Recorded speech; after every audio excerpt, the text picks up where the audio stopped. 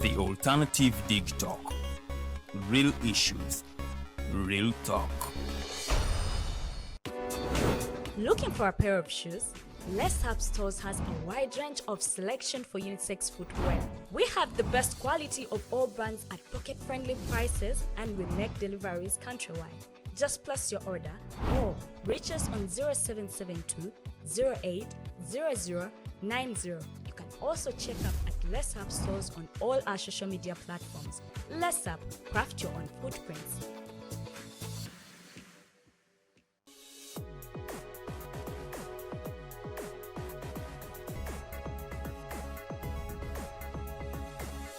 The Alternative Dig Talk.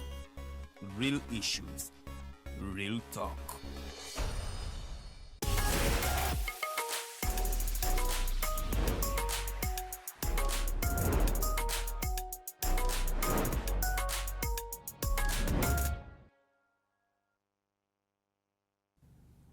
Hello, good people. Welcome to the Snap Talk. It's your girl Teddy and the two beautiful princesses.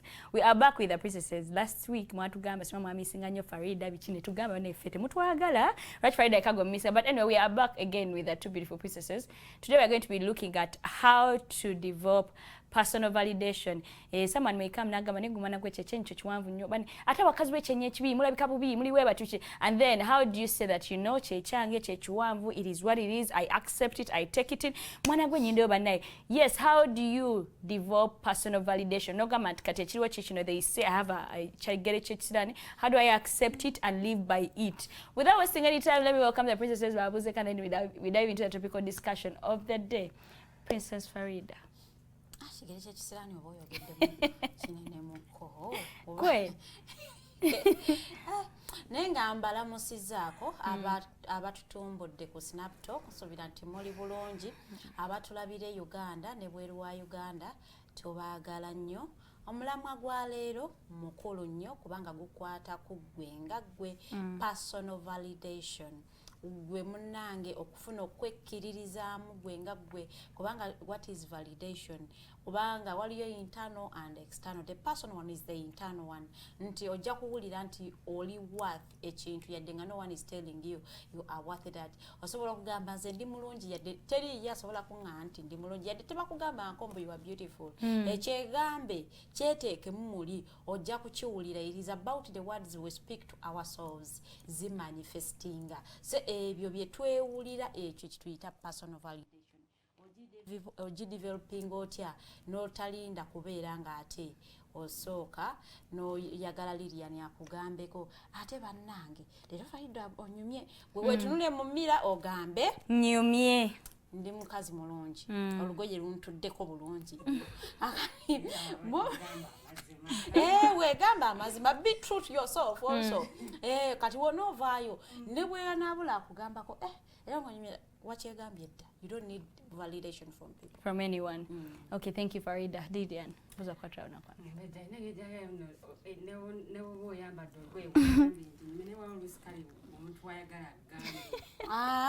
Nze ngenda okuva ngomanga leto nga nandi smart.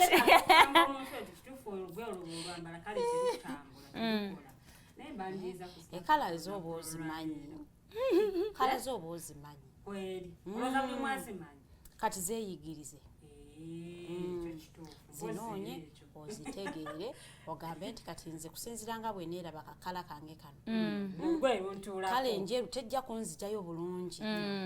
Nja kwetaaga ekkala ezishawutingamuko nga ate tezireekaana nnyo. Ne weepima pya nogaa ndi mweru. Sijja kwambala yero mbeere nga ddala ekimuli. Ojja kwakayakana abantu balowooze nti waliwo ekimuli ekizze wano. Banze njagala nnyo Abasudani bali confident.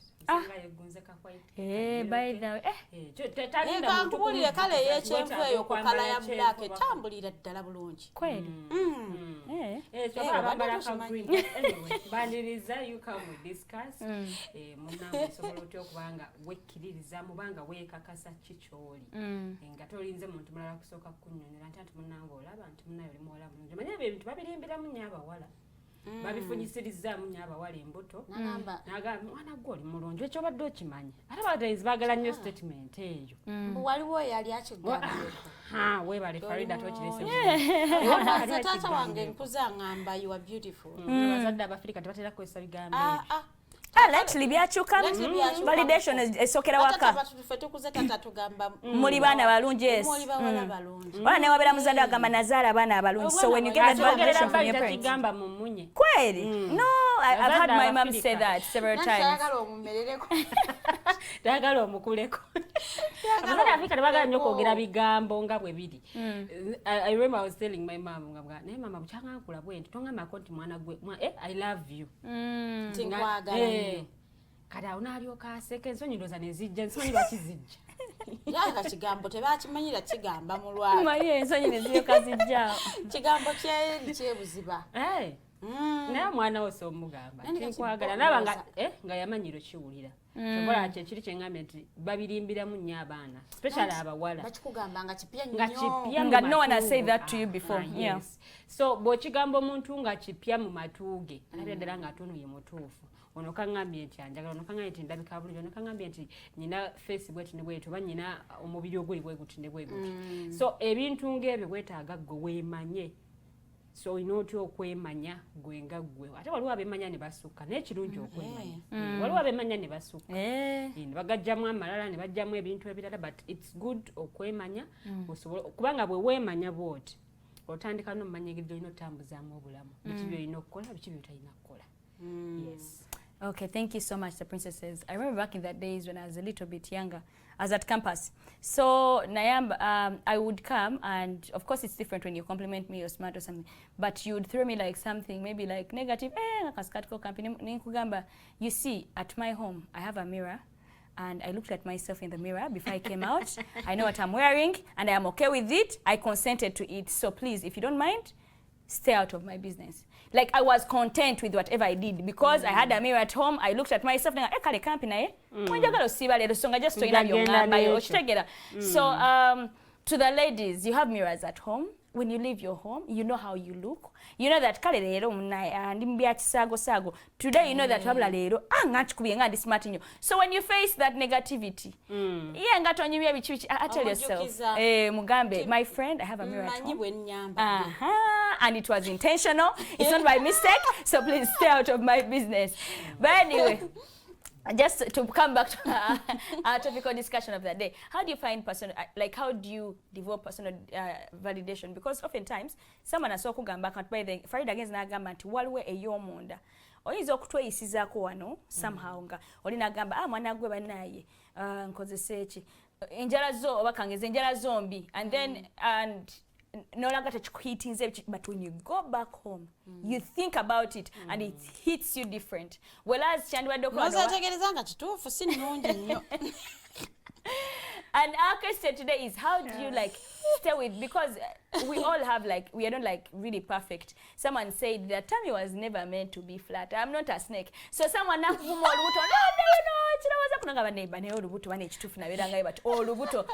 and you're part of, because Fabala when we are body shamed sometimes, like there is a way it hits us different from even the way it hits the men. So how do you validate yourself? No gamba katolanzi chiliwe bati ndi katono echenyi chiwanvu obe chenyi chimpi sina change wali by then abatayina byenyi. No gamba that is who I am and I'm supposed to live the way I am, because many people but for is a short. Why do you think people are bleaching? Why do you think women are bleaching? A few men bleach. Yeah, true. Mostly it's the women that are bleaching. Why? People have made them lose lose that interest in their color. People nena wadugala nyo. In fact over mbuto ngaga kado ka black color zewa, so you grow up ngolira wakoa that color. Yes. Yeah. Well, as you took up this way, you're like, man, you look at someone so black and you're like, oh my god, this girl is so beautiful. You're like, man, no man anganyu. You get. So how do you get that personal validation? No gamat ne wendi kulo baba mpisa ka black wachi, I'll never bleach. I'm starting with you, Farida Bikobere. Omumbejja. Die. Manyi personal validation bokutu kuyita okwekkirizaamu oyina okusooka okukkiriza ebintu ebiri kuggwe nga tosobola bikyusa because waliyo ebiri ku mibiri gyaffe nga tosobola okubikyusa ng'omuntu ajja kikuvuma ogambe nti okay I can go work out and make that fire body. Ogenda oguba ku but there are things on you nga neba nakikuvuma ne bakikulangira, it will not change. You have to make peace with those. So ko bikiriza ate notandika okubyagala kugeza oli mumpi ne bali kuvuma obumpi mpozi mugeze musajja mpozi ngogenze ne era amagulu gayinza nga gakyuse ogenda kusala ne bakongerako otyo kakati obumpi omanya nti nze ne bwe bali nvuma obumpi mwaka mulamba katugeze 10 sijja kukyuka mukama wano we yanteekereteekera okoma nosooka oyagala the advantages, go and research the advantages of being a short person because they are there. Teriyo mukama kyagabanga tekiriiko birungi na bibi kakati sinziira ku ebyo ebirungi olyoka olumya abakuvuma obumpi because they are told people mu mazima waliyo abantu abawanvu nga obuwanvu bwabwe tetubwegonga nga bwabasala no nga buli beyond nga naye yawanvu wanyalinga ate mu bakyala tulina height gye tulina okubeera nayo kati omukyala bwawanvu wennyo kati nze ne bwanvu mu obumpi mana bya naawe obwanvu bwosi bwetaaga kuba tebungasa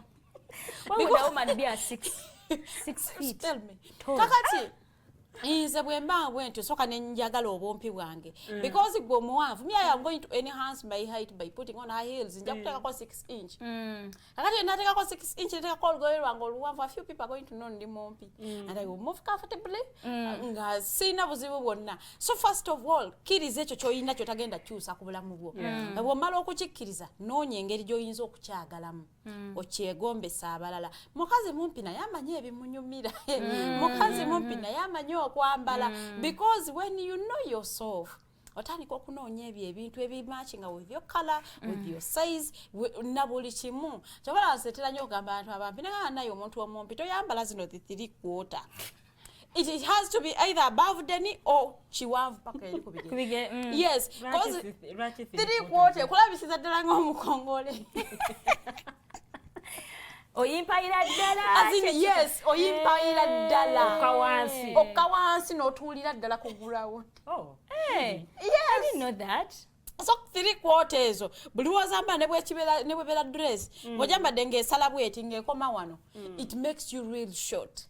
So kyovola it has to be above the knee obanga kiwanvu nga kimalayo ku bigere to enhance your height because or either oyina okubanga olugoye luwanvu nnyo okubanga lujjayo height yo obanga you are showing some parts of your body to enhance or you know, to attract abantu okubanga bakulaba. So you need to understand ebintu ebyo ebikuliko by'olina okukolako okubanga obyagala obyagazise n'abalala nti omuntu agenda kulaba nga oli mumpi but the way you package yourself it is even very hard for someone to concentrate on your height. Because jja kulaba nga engeri gye weepackagingzeemu you know to put biki by'okuteeka ku mubiri gwo and when. So wakati oyo ajja kulekerawo okukikuvuma because weetegeera n'ofuna ebyokulwanyisa ku height yo nti ne bw'anaabeera muwanvu ekisooka tagenda kwambala 6 inch agenda kukoma eri nga tanyuma ku talina musajja gw'atambula naye bonna bamukoma mu kiwato which man would want to move with such a woman. So kakati igwe height yo naawe ogikozesa ate tugamba oli muddugavu work on your skin, don't bleach. Make sure your skin is flawless. Teri mumbalabe, you know, have that skin that is popping. Inti ne bwona yitawo yingira buyingizi mu kalugeze mu conference, everyone is going to be attracted by your skin, not your skin color. Naye skin yange gyebera bikamu buli omu agenda gamba my God you look beautiful. No, they're lying. It is because you are taking care of your skin. Naye singa obadde togifaako ng'erimu ebibalabe baali kuvumya obuddugavu. So ebintu ebyo ebiri ku mubiri gwo nga togenda kubitunda, you will not trade them, ne bona boyagala babikuwemu sente, no one is willing to buy, byobo olina okukolako okubyagazisa abalala nti wona moving ogenda mu public they will not notice them. Nti kakazi kaddugavu naye kalabika bulungi. It is because you are taking care of your skin. You need to take care of yourself. Naye kati banaakuvuma olubuto olunene olwo tosobola olukolako. Why are you allowing to have a big tummy? Zemu zijja by mistake. Why are you allowing to have a big tummy?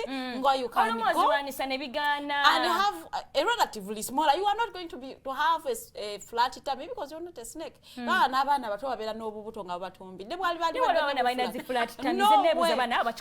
So kakati abana bali mu sajjale. No, sinjala abana bakola sajjale.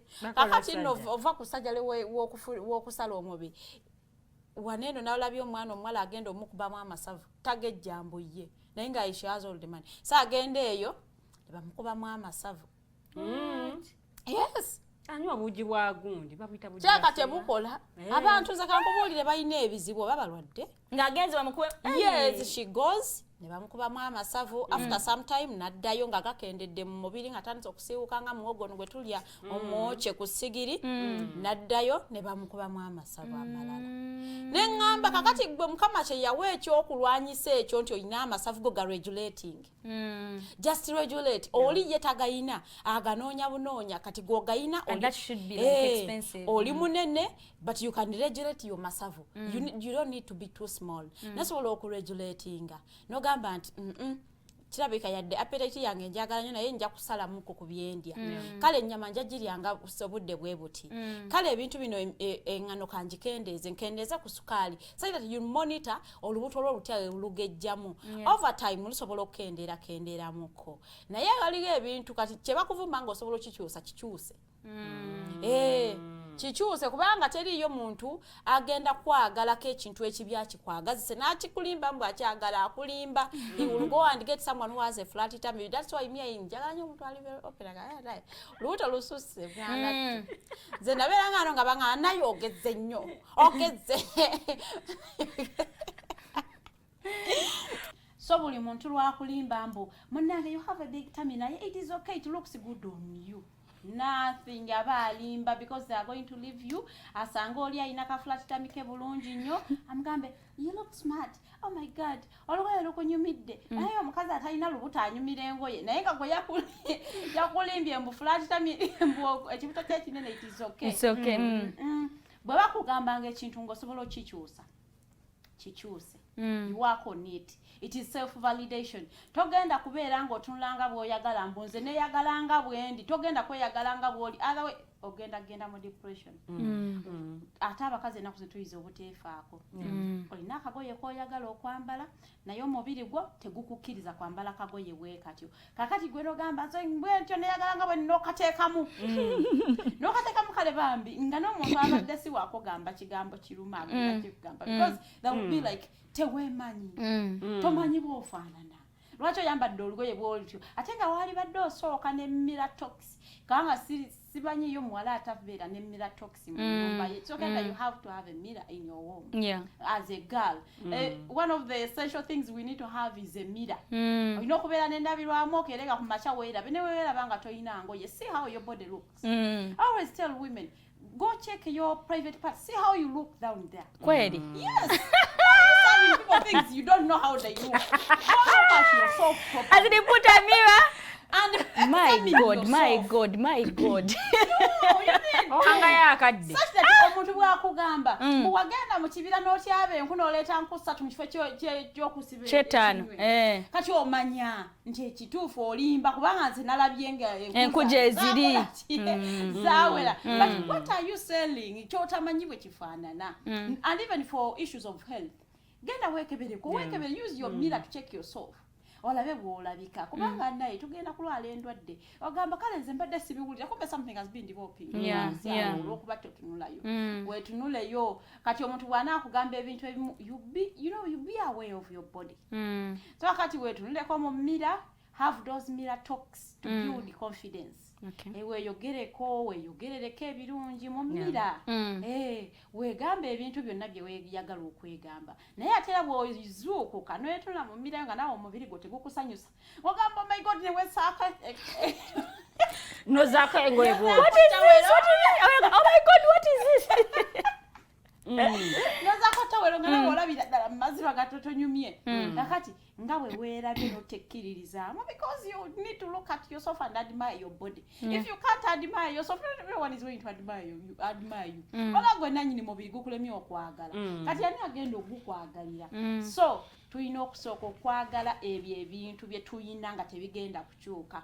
Ogenda kunvuma obumpi oba empumi nze naye Katonda yampa empumi yange oyagala ngikole ntya ngenda nfune hair transplant empo bagikendeezeeko ez'okudibuda ne bwe nandibadde nazo saali zikozeemu ekyo naye ate era sizirina kubanga ngenda kukola ekintu bwe kityo. So now when you identify oyina empumi yo, go and identify hairstyles ezinyunyumira zitambula n'ekyenyi kyekiwanvu nti bajja gamba ayina ekyenyi kiwanvu naye kaviri kamunyumidde. It is because you recognize oyina empumi. First recognize things you don't change kiyina live with it. Kakati bw'omala okukkiriza nti okiyina kati yiga engeri y'okubanga okikozesa kinyumire n'abakulaba. Okay, thank you so much, Farida. To those that just joined in, we are still looking at how do we develop validation on ourselves, because as in what is that, but what is every person by there has insecurities like Muliomo. I want to salute some lady here. I want to salute full figure.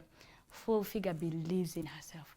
Full figure will tell you, I am a beauty. So there's nothing you're telling her, but what? She'll tell you, Uzendi full figure. Yeah, in fact, her name, right from her name, she says she's full figure, like she has that figure. Fully. So you tell her, she has that full, self-contained. So you'll be there saying, Musimayanga, my friend Fashi believes she has that, but and I think this is the only way we can overcome certain things, because this world, we are in a very negative world, that someone feels like they have a say about what you wear, how you look and all that. But even sometimes it's not even like someone has to really say something. Olumu, it's the people we stay with.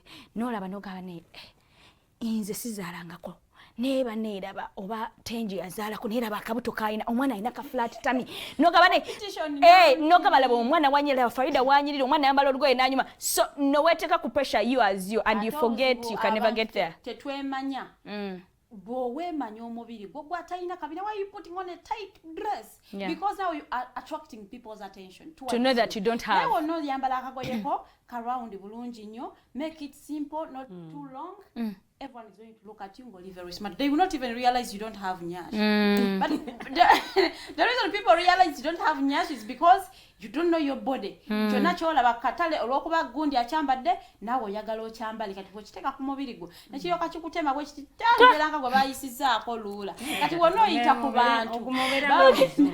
Ogamba abazungu abasinga. Yes, take it on from there, yeah. Wonna oyita ku bantu bagenda gamba gundi yabadde ki naawe kakati bw'oyiga omubiri gwe yiga okugupakijinga mu ngeri yo, kubanga togenda kugula mubiri ate saagala mutandike kwambala bubina. Just know your body nti luno olugoye yadde lulungi terujja kundabikako bulungi. Even when you boost your confidence to 100%, people are going to comment singo yambala olugoye olutafiitinga figayo.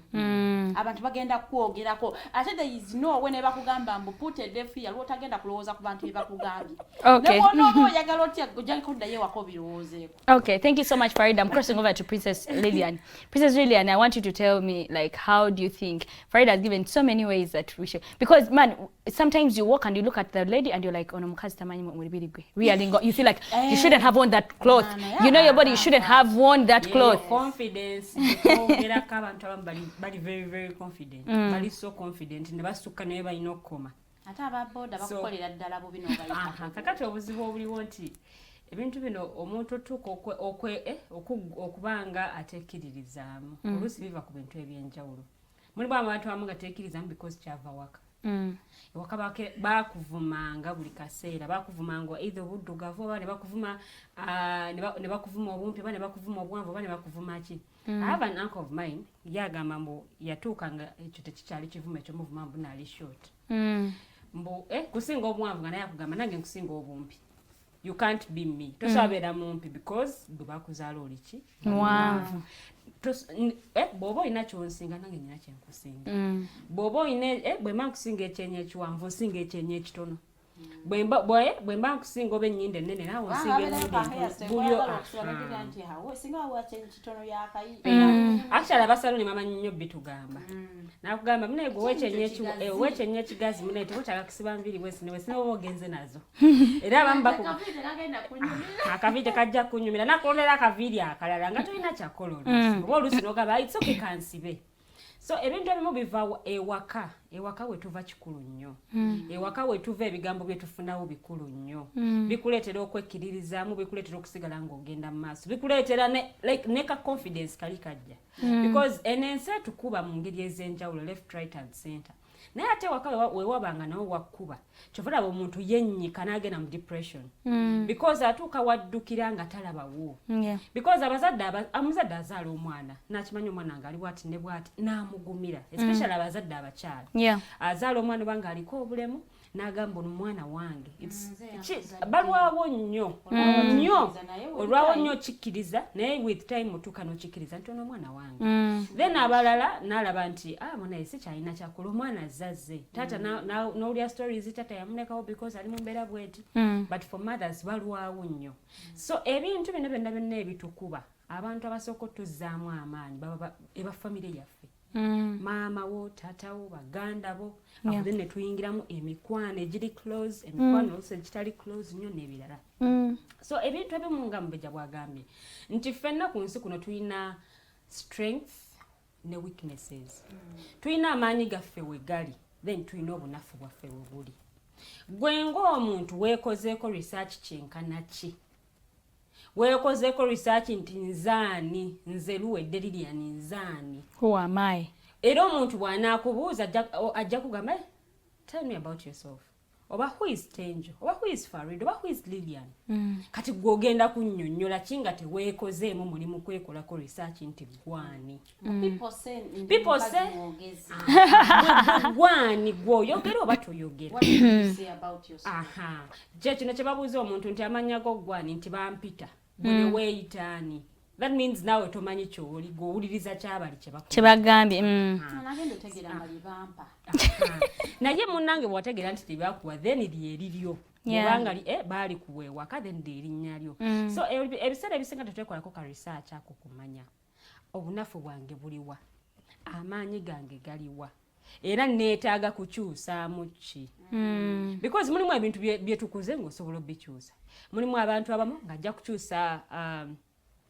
kukyusa hobbies nti yakula ayagala kino n'atuuka n'akyuka n'abanga ayagala kino naye mulimu ebintu ebiri nakyo about you that you can't change mulimu ebintu ebizaale mulimu n'ebintu ebisikire nti empisa ono zaalina yazisikira okuva ku jjajjaawe gundi oba ono amannya ge baamutuuma gaali ga jjajjaawe gundi yali yeeyisa bw'ati yali akola bw'ati ono neeyisa yeetambulira ku mannya gali so ebiseera ebisinga bwe weemanya ki ky'oli n'omanya amaanyi go gali luddawa obunafu bwo buli luddawa bwe mbanga mulimu ebintu ebiri nakyo kunze byesobola kukyusa then I let go then waliwo ebintu byosobola okukyusa mu ggwe nti oluusi enneeyisa y'empisa zo oluusi abantu abamu byoyagala oba byolya ojjesanga omuntu nga bagamba yakula ayagala nnyo omuceere naye ate bw'akuze mu bukulu bwe ate kati ayagala nnyo amatooka ate nga yeetagagala so ebintu ng'ebyo ebimu bikyuka ne ku body parts mulimu parts ezimu zojja okyusa naye mulimu byotakyusa yakula talina kabina naye n'okafunanga okuza naye obwongo tebukyuka obwongo bwebwo okiwulidde obwongo bo sirabanga nako nga bakukozeeko surgery tewaliwo surgery mubaali mukola surgery ku bwongo babujjemu bakuwa obulala ekyo kyo tekikyuka kiri nakyo naye ate osoma batugamba tulyenga pumpkin yes so ebintu ng'ebyo by'osobola okwongerezako naye nti obwongo bajjemu obwange babuwe Farid bakwate ba Farid babuwe Teangel ekyo kyo tekisobola kukola naye osobola kukyongeramu n'omanya nti amaanyi gange gali mu kusoma naye nsoma ki because nekyo osoma kikulu okudeveloping that personal validation oluusi kitambulira nnyo ne ku byosoma biki byosoma biki byolaba biki like ebintu byolaba bikuwa that moral to keep going bikuboostinga amaanyi oba bikusabusa wansi mulimu abaana abamu tugeze nga si mugezi nnyo mu class naye mu butabeera mugezi nnyo mu class alina amaanyi ge we gali awalala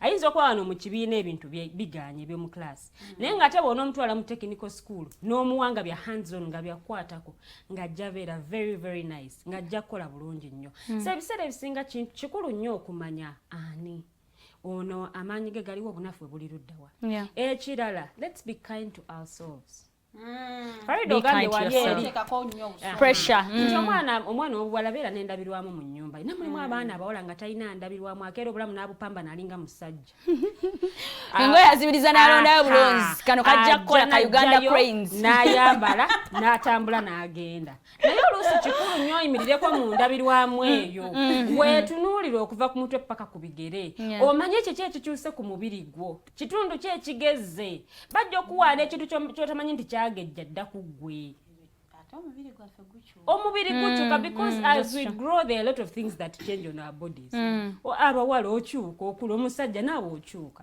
naye ate bagende bakugambe nti munnange omwana nga agize ensikya naye nga naye tomanyi nti olina ensikya omwana nga anyiridde bwati ne bwati naye nga naawe tomanyi naye ng'olwawo okweraba mu ndabirwamu because of that people who say nze seeraba mu ndabirwamu seeraba mu ndabirwamu kale genda ku emmotoka ya mulirwana weerabe ogambe nti okenfaananye bwenti ne bwenti oba ntunula bwenti ne bwenti so kikulu nnyo okwemanya kikulu nnyo otwale akadde ako weerabe weetegereze then also bw'ozuula nti mulimu ekintu ky'otayina nga munnaakirina be kind to yourself treat yourself with love yourself because no one else is going to love you bw'oba teweeyagadde ani agenda okukwagala bw'oba teweefudde kani agenda okufaako oba ompulira nti gwe kennyini gwalina okwekemba okulabika obulungi kutandika naawe okwogera okukola like okutuuka awantu ne bagamba nti omukyalo oyo wa kitalo omukyalo oyo kyali kitandikira ku ggwe tewali mulala agenda kola ki tewali mulala agenda kuyamba so treat yourself with kindness be kind to yourself tegweteekako maanyi nyo tegweteekako kibuli oba onfuna naye ate n'ekirala ekisinga obukulu bweyagale okweyagala bw'oneeyagala ogenda kufulumya laava eyo oluusi mulimu ebintu abantu bye batugamba n'ogamba okay nakiŋŋambe but already mbadde nkimanyi oba kusomera abaana beevumanga ebivumo oli bwoti ne bwoti oba ojjira omutwe gulinga bwe guti ne bwe guti naye already okimanyi ekigere kyo kinene okimanyi nti bwekituula kituula kyekigere kyo tebagenda kikola bakikolako sajjala nakyo ne bakiwabula tekisoboka tebajja kiwabula kyekyo mungu kyeyakuwa kyekyo mukama katonda kyeyakuwa genda n'ekigere ekyo beera nga bw'oli oba onfuna so weeyagale nga bw'oli nga bwe watondebwa bw'onaatandika okweyagala mulimu bintu bagenda okugamba nga tebigenda kuli nga tebigenda kuteeka wansi nti nze bonnonga nti nnyina forehead yes nina forehead naye era erina weeva okiwulidde nti ojjasanga nga sisanga agirina osange nga ne mukika kyewaffe osembayo okuba nga agirina abangi nange nsozaala alina ki alina forehead so weeyagale nga bw'oli bw'oneeyagala nga bw'oli then oli byanaaba akugamba tebikumenya mutuuka n'okubisaagiramu naye mulimu omuntu gw'ogamba nti munnaye oli bwoti ne bwoti olutalo ne lutandikiraawo n'alyoka anyiga n'alyoka akola bwati ne bwati so gwe nga ggwe bw'oneeyagala kijja kuba kyangu nnyo n'abalala nabo okujja ne baboogedde nga tebikulya nga tebikwatako nnyo naye ate n'ekirala oluusi mu bye batugamba ebimu tusengejja mulimu ebintu bye batugamba ng'osobola obbikyusa oba omuntu agamba olina ekintu ekyenjawulo naye ate olabika gwe tonneezuula oba olina obusobozi mu kino nga tokimanyi so naawe kennyini bw'oneeyagala ojja tandika okukola ebintu ebyo ebikuwongerako ebikutwala mu maaso oba onfuna ate era n'ensonga endala tuula wansi owandiike bw'obanga byonna biganye tula wansi owandiike nti nze gundi ne gundi ndi bwenti ne bwenti ndi muwanvu kwenkana wano ndi bwenti omanye bw'oli journaling wansi ojje ku makya ogambe okay olunaku lwange olwolwaliro mbadde bwenti ne bwenti banjogeddeko kino na kino noddayo mu katabo kuwali wewandiika agambye nno omutwe omunene otunulako naye nga nina omutwe omunene nodda waliro ogamba kituufu nguyina era togenda kukyuka kaki kyenyinza okugukolera sisiba nviiri nnyingi nnyo zigongerako zibeere kaviiri katonotono oba osobola n'okukasala wasobola kubeera n'obuviiri bwo nga obumanyi kyetugambye ekyo recognize by'oyina amaanyi go galiwa weeyagale treat yourself with kindness ebintu bino bye bakugamba ebimu kati oluusi ku character yo oba oluusi ku neeyisa yo biwandiike wansi olabe byosobola okukyusa ne byetasobola kukyusa because mulimu ebintu ebimu nga kiva ku kikula kya muntu nga mu kikula ky'omuntu oyo mutuufu embeera ze nga zeezo then ne wabaawo olinga biyize bukulu mulimu empisa ze tuyize obukulu because oluusi ensi ekkubye wano na wano naye ate era nga olina obbiyiga so n'olaba okay nkyusaamu kiriwa ntireezaamu kiriwa biriwa byesigenda kyusa oba onfuna because ensi teyagala ensi treating abantu abali soft mu mbeera endala. So if you continue being soft abantu bajja kukumanyira totuke weetamwe. So biwandiika omanye enkyusa kino nalayira siri kikyusa kino kisijja kijjawo ebintu ebifaanaganako bwe bityo. N'ekirala tuleke okukkiriza social media okudrivinga obulamu bwaffe. Okutudefiningira future bweyina okubeera. Because tubeera ku social media okunoolaba omwana kati nga tenyo example gyowadde nti omwana azadde nolaba nga tolubutole teruyiise naye ate oli nga tannazaala ng'omulaba aweddeyo. It's about understanding nti mu nsi muno ffenna tuli banjawulo emibiri gyaffe gyanjawulo ffenna tuli bakyala naye buli omu wanjawulo ku munne nti ojja kusanga omukyala nga ye ne bw'aba ali emmere yenkana kyanga tagejja osanga oli nga ali akamere bwe kati nga n'oluusi afuwa going meals naye ng'ate munene so weewuunye. So tuleke okuleka social media oba bye tulaba ku bulamu bw'abantu okudetamininga butya bwe tulina okubeera butya bwe tulina okweyisa n'ebirala because buli w'okiteeka mu bwongo obwo nti gundi ali bw'ati kitandika okubeera mu bwongo obwo ne kikumalako emirembe. Otandika n'okudevelopinga obujja towards that person because ogamba lwaki ali bw'ati lwaki ate yali bw'ati. So I think it's about us okutambuza obulamu bwaffe nga bwe tulina obutambuza oba nga bwe twagala bubeere. Naye ate bw'otambuza obulamu bwo ng'obutambuliza ku muntu omulala ojja mmaliriza ovudde ku direction entuufu. You see Teangel oba you see Lilian oba you see Farida somewhere like I want to be like Farida. N'oleka okutambula nga ggwe ate bwe walina okutambula n'otambulira mu direction y'oli. So ogenda okumaliriza ng'ovudde ku track entuufu. Okay. Yes. Thank you so much, Lydia. And to the people that are watching us online, please drop in your comment sections. How do you think we can develop, personal validation with our body parts? Sometimes, by the way, we don't know how our body parts look like, and we are reminded by our society. Someone nagama, and you're like, wait a minute. So I have bad legs. Yeah. So sometimes we are reminded by society, but I think even when you're reminded, let it not eat you up.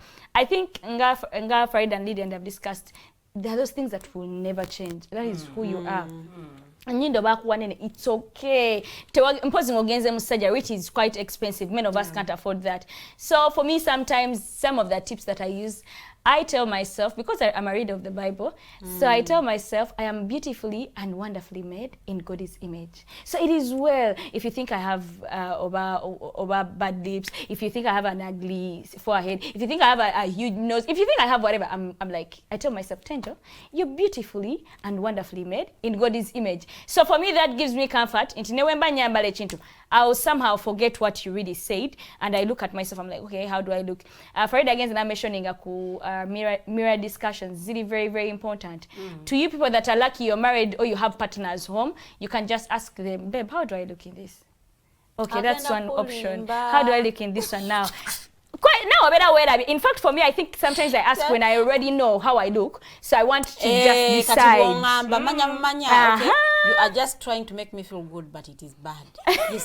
Yes, so when you're ready, you have options. So like, how do I look in this? What about this? So no one knows better. You're lying. One knows when when shine is brighter. So let's learn to ask for. Okay, you can ask for help, but when you have, don't ask for help when you haven't yet made up your mind. Like you're like, okay, I want to do this particular hairstyle and this hairstyle. Which one do you think will look nice on me?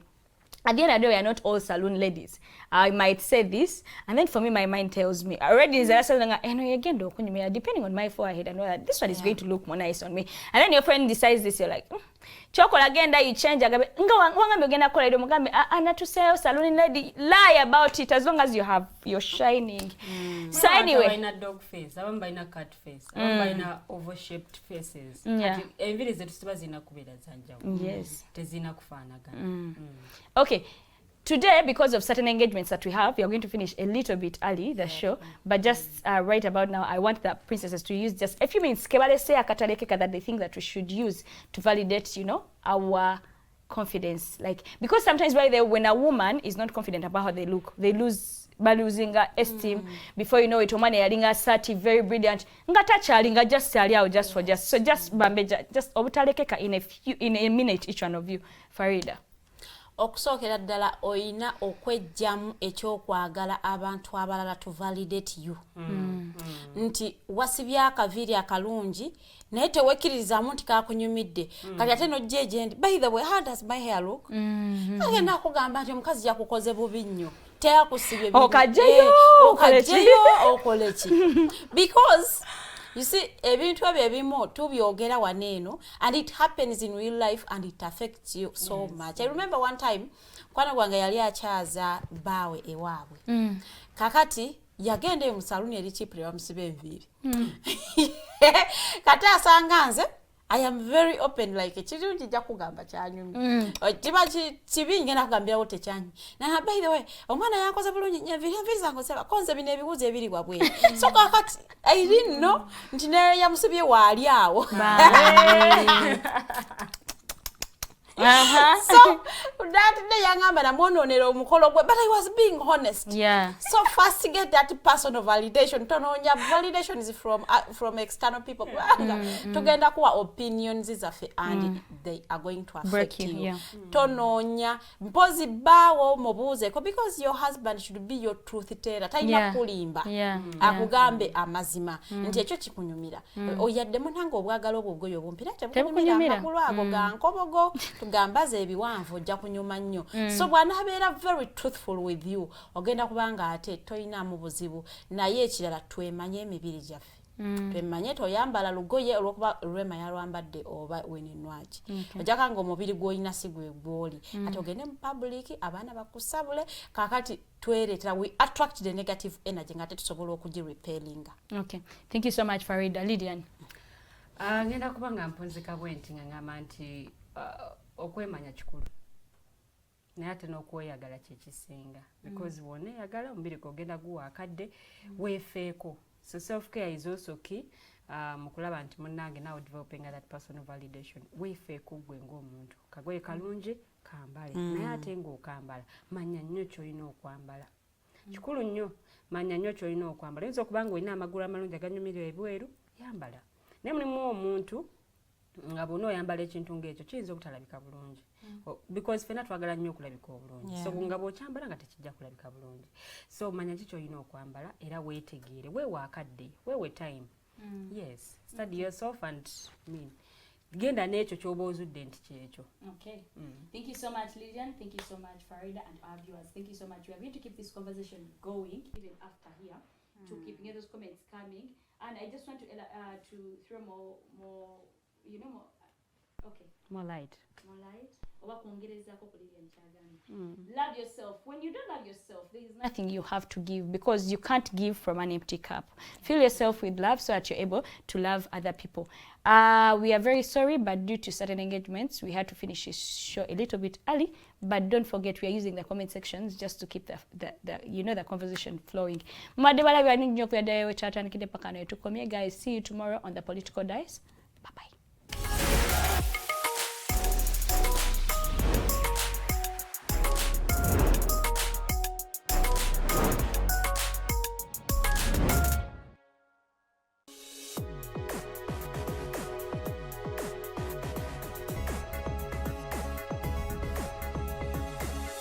The Alternative Dig Talk.